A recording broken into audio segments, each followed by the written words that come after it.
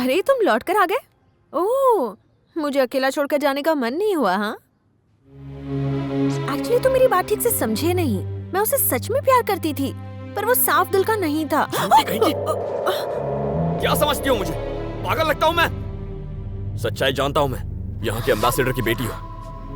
फिर से जानू जानू किया ना तो गला दबा दूंगा। तंग आ गया हूँ मैं। बड़ी जल्दी तंग आ गए? तुम खुद तो 2 दिन फैक्ट्री में रह नहीं पाए, और इधर मैं पिछले 10 साल से एक ही पिंजरे में बंद हूँ। जहाँ देखो सिक्योरिटी। मेरे फ्रेंड्स मुझे छोड़कर चले गए, टॉर्चर से गुजरी हूँ मैं। अब नहीं झेल सकती, अपनी जिंदगी अपने तरह से जीना चाहती हूँ। ये गलत है? मुझे इंडिया अकेले जाने से डर लगता था, तभी मुझे तुम मिल गए। सोचा तुम्हारे सहारे हैदराबाद में सविता से मिल पाऊंगी। गांधी हॉस्पिटल में डॉक्टर है वो, मैंने भी मेडिसिन पढ़ी है, तो सोचा कि उसकी हेल्प से वहाँ सेटल हो जाऊंगी। अगले 2 दिनों तक अगर मैं अपने डैड की सिक्योरिटी से बच पाई तो आजाद हो जाऊंगी। प्लीज मेरी हेल्प कर दो राम। हेल्प चाहिए? मिल जाएगी। उसके लिए 10,000 यूरो चाहिए। 10,000? मजाक कर रहे हो? कहाँ से लाऊंगी मैं इतने यूरो? फ्लाइट के 2 टिकट निकालने हैं ना। तुमने तो कहा था, तब कहाँ से लाने वाली थी? राम, ये बहुत रिस्की है। लास्ट मिनट पर ये आइडिया काम नहीं करेगा। इस चक्कर में हम फंस जाएंगे। इस चक्कर में मैं नहीं फंसूंगा, तुम फंसोगी। जब से पेरिस आया हूँ फंसने फंसाने का चक्कर ही चल रहा है। मैं डायरेक्टली जाकर तुम्हारे डैड से मिलूंगा, लेकिन पासपोर्ट के लिए नहीं, तुम्हें परमानेंटली फंसाने के लिए। सोच लो, डील और नो डील।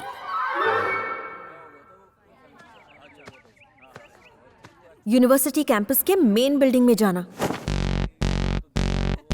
जैसे ही अंदर जाओगे, राइट साइड की सीढ़ियों से फर्स्ट फ्लोर पर जाना। हॉल के अंदर कई मूर्तियां लगी हैं। राइट से चौथी एल्बर्ट रिचर्डसन की मूर्ति है। उसके पीछे मेरे लॉकर की चाबी रखी है। Locker number 1133। उसमें एक पर्स है जिसमें मेरा एटीएम कार्ड है। शर्मिला कहाँ है? वो मेरे साथ है। तो जाकर उससे कहना जल्द से जल्द अपने घर चली जाए, नहीं तो अपने डैडी से फोन पर बात कर ले। पुलिस हम लोगों को टॉर्चर कर रही है। ओके।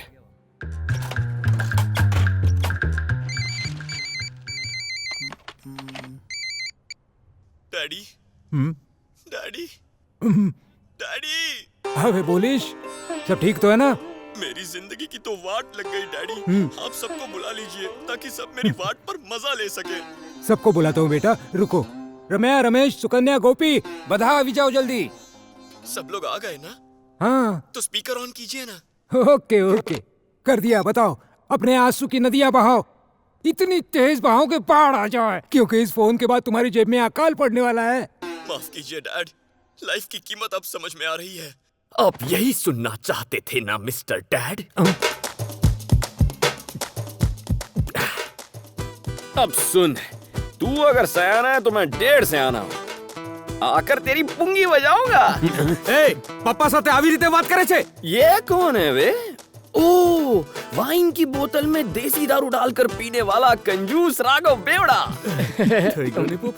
राम, ये कैसी बातें कर रहा है? बुआ,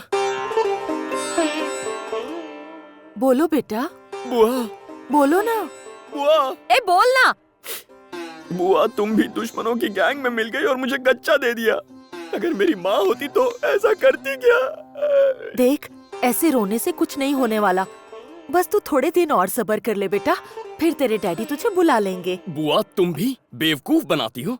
आपके भाई कृष्णदेव अमृतलाल पटेल ने मेरी पूरी वाट लगा कर रखी है। अबे मारी सटकी गई छे कृष्णदेव अमृतलाल पटेल, अबे तारी खैर नहीं। अब ये बिल्ला एक खूंखार शेर बन चुका है। आने तो हूँ। मैं आकर सबको काटूंगा।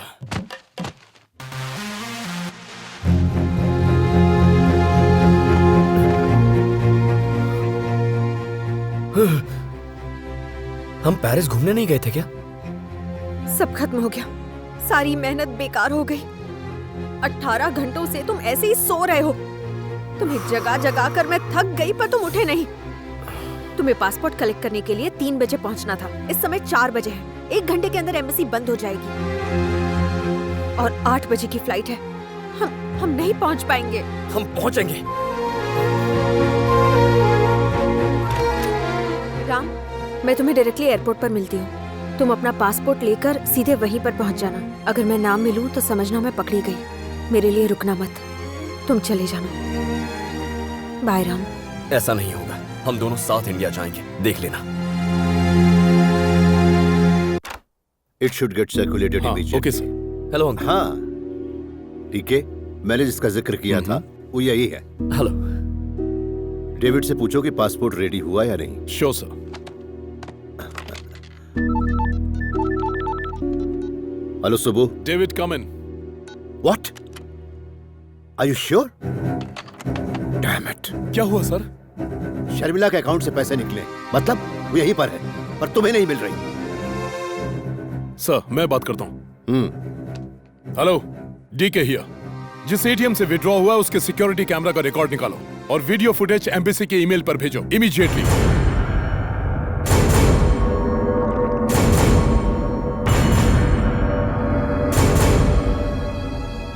सर 5 मिनट में पता चल जाएगा किसने पैसे निकाले।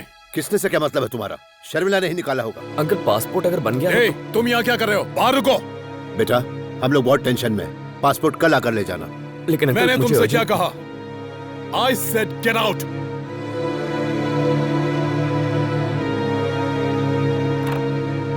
Excuse me, sir. Here, your passport is ready. Oh, that's good. Okay, you can go. Thanks sir.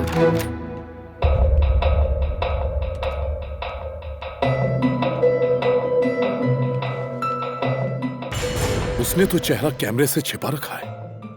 DK, मुझे तुम्हारी दोनों ही वजहें गलत लगती हैं। वो चोर नहीं है और ना ही उसका दोस्त है। तो फिर? आई थिंक वो इस लड़के से प्यार करती है। बचपन से लेकर अब तक शर्मिला के बारे में मेरा हर शक सही निकला है।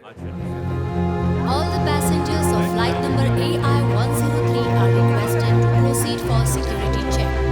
Thank you. Attention to housekeeping staff. Please report to the airport manager.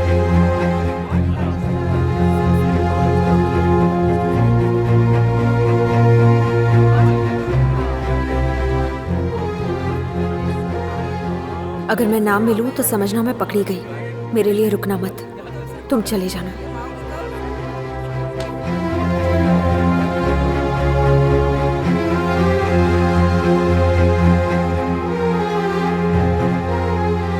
Sir, please take your seat.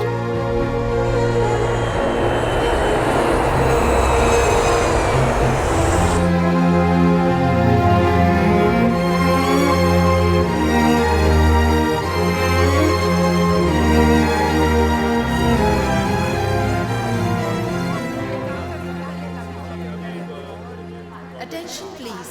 Passengers traveling to South Africa are requested to proceed for security check. Ram, हे, ध्यान से सुनो। डायरेक्टली गांधी हॉस्पिटल पहुंचो। Doctor Savita, भूलना मत। हाँ, hey, Sharmila.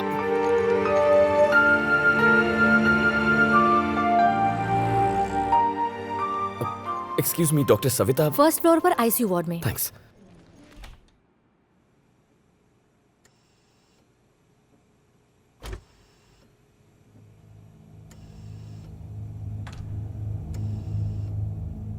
Yes, आपको किससे मिलना है? डॉक्टर सविता।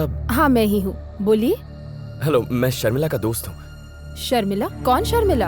अरे वही शर्मिला जो पेरिस में रहती है, मेडिकल स्टूडेंट है आपकी दोस्त। सॉरी, यहाँ कोई शर्मिला नहीं है, आपको गलतफहमी हुई है। वैसे आईसीयू में आना मना है, आप बाहर जाके बैठिए। डॉक्टर सविता आप ही है ना? हाँ मैं ही हूँ। तभी तो शर्मिला ने मुझे बताया था कि आप यहाँ मुझे।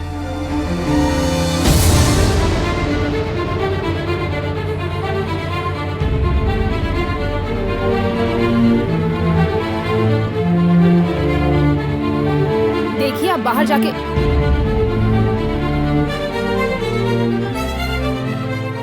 शर्मिला को क्या हुआ है डॉक्टर? क्या इसका नाम शर्मिला है? आप इसे जानते हैं?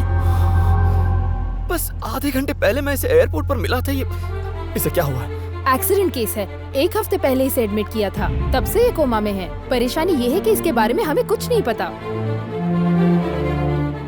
एडमिट किए 1 हफ्ता हो गया? तुम यही रुको, मैं इस बारे में अपने सीनियर से बात करती हूँ। सर, पिछले हफ्ते हमने जिस लड़की को एडमिट किया था उससे मिलने कोई आया है?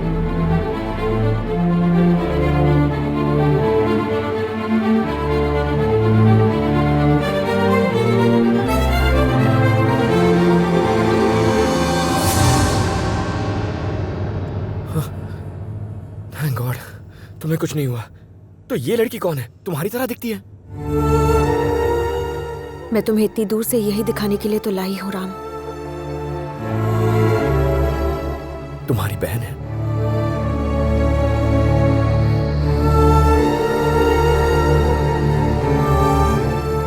इसकी क्या कहानी है? मैं भी तुम्हारी ही तरह जिंदगी को एंजॉय करना चाहती थी, लेकिन मेरे डैड की पोजीशन की वजह से मुझे टाइट सिक्योरिटी में रहना पड़ता था।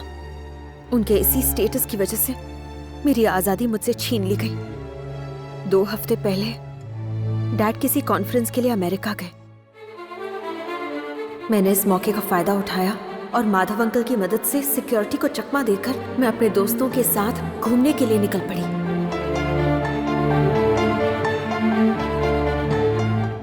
तभी मैंने डीके को इंडिया में बॉम्ब ब्लास्ट करने वाले टेररिस्ट सईद के साथ देखा। डीके ने मुझे वहां देख लिया था और उसने मुझे मारने के लिए मेरा पीछा करना शुरू किया।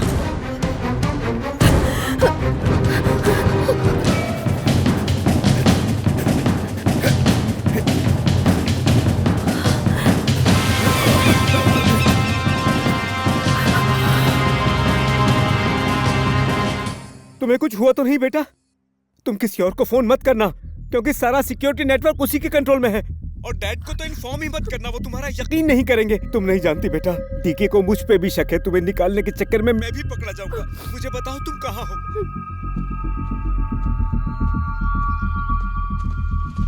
माधव अंकल, अच्छा हुआ आप आ गए। उन दरिंदों ने देखा तो नहीं? नहीं, उन्होंने मुझे नहीं देखा। शुक्र है, आ जाओ। माधव अंकल को लगा कि पेरिस में रुकना मेरे लिए सेफ नहीं है, इसलिए उन्होंने मुझे इंडिया भेजने का इंतजाम किया। ये लो डुप्लीकेट पासपोर्ट, ये कल्पना के नाम से है। मेरी बात मानो बेटा, तुम्हें यहाँ से जाना ही होगा। घंटे भर में हैदराबाद के लिए फ्लाइट है। वहाँ एयरपोर्ट पे तुम्हें मेरा दोस्त पीटर आके पिकअप कर लेगा। फिर तुम उसी के फोन से मुझसे बात कर लेना। याद रखना, अपने फोन से तुम्हें सर या किसी को भी फोन नहीं करना है, नहीं तो डीके पकड़ लेगा। अगर इमिग्रेशन में कोई प्रॉब्लम होगी तो वहाँ हमारे आदमी सब संभाल लेंगे।